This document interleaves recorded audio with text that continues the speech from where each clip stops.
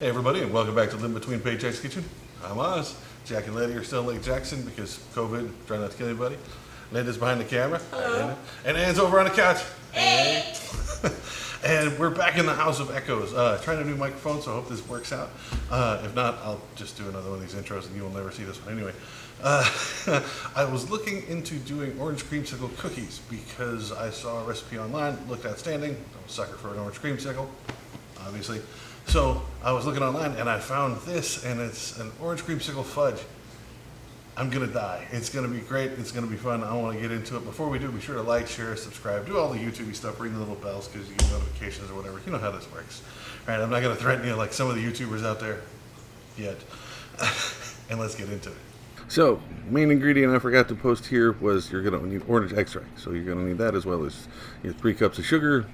2/3 of heavy cream, so it's not going to be the whole thing. Some red and yellow or some orange food coloring. You're going to need some butter, which is 3 cups or stick and a half. Easy enough. 7 ounces of this marshmallow cream stuff, which is just this whole tub, and 11 ounces of the white chocolate chips, which is just going to be the whole bag.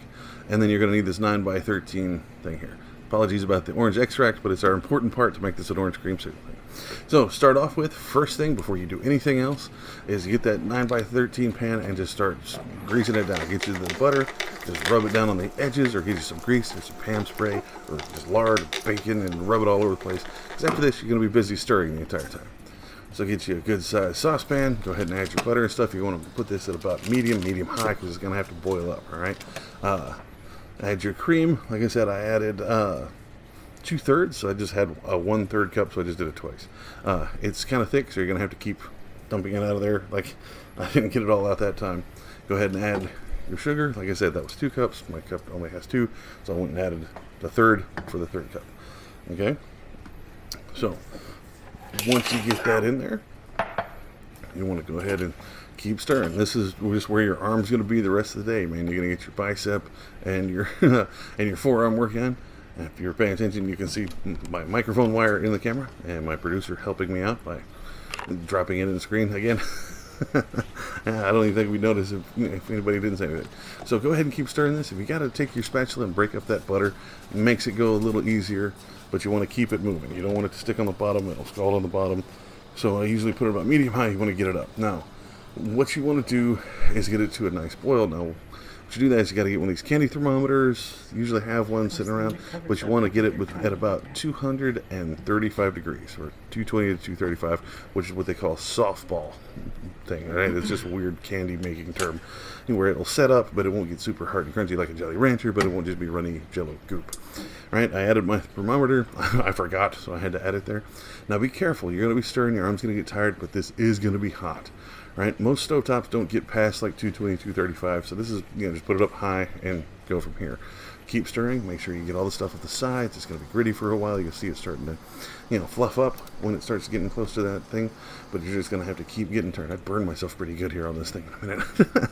So, it was not high enough. It's not getting high enough. Turn it up. Once it is, remove it from heat, turn that hot off. So you see, like it's all bubbly and frothy in there after it hit that 235. That's what it's going to look like. Right, so once you got that, just drop trash everywhere and put your whole thing of white chocolate chips in there. This is what makes it chocolate, right? So just by adding chocolate to sugar, it makes it fudge. Yeah, it's magic. It's witchcraft is what it really is. So stir that in, start getting it in. Be sure to get it all around the edges. Then try to put in your marshmallow cream fluff stuff, which doesn't come out. Real easy. Get you another spoon. Now I screwed up and used a wooden spoon that I didn't flour or grease or anything, so that marshmallow stuff stuck to it really well. Just keep scraping it off, put it in there, and when you're done, just go ahead and put that wooden spoon in it. The rest of it will start melting, and it makes it easier to scrape off, right? Even after a couple of seconds, because the marshmallow fluff's already melted. But again, keep stirring it. Don't let it sit. It'll start to set up on the bottom. Even metal's still hot. And I'll show you in a minute when it's hot, because I make a really manly noise. So just put your spoon in there. Go ahead and let that start getting scraped off. It's like magic. It's like confectionery. It's Willy Wonka time. So you get that all in there. Keep stirring it. You want to get it real smooth. So it's going to take about 1.5 minutes, 2 minutes to keep them stirring. Get it off the edges. Get it all mixed in where it's all over the place. All right. Now, that's your main ingredients. That's your big thing. So once you get it nice and smooth, where there's no white streaks in it, right? So get you a half cup. I just happen to have a half cup thing sitting around, and fill it up with this. This is just the white fudge, right? So it's unorange flavored. It's the regular cream part of this with the white chocolate stuff. And set that aside. See, right there is where I burned myself. That was warm. So get your food coloring. I had to use red and yellow. And they said to add 10 colors all total, so it would have been 5 of each if the world was perfect. But I don't like it very bright orange, and also our orange extract is colored, so it'll take it even more orange that way. I didn't want it to be over the top, so I just did a little bit.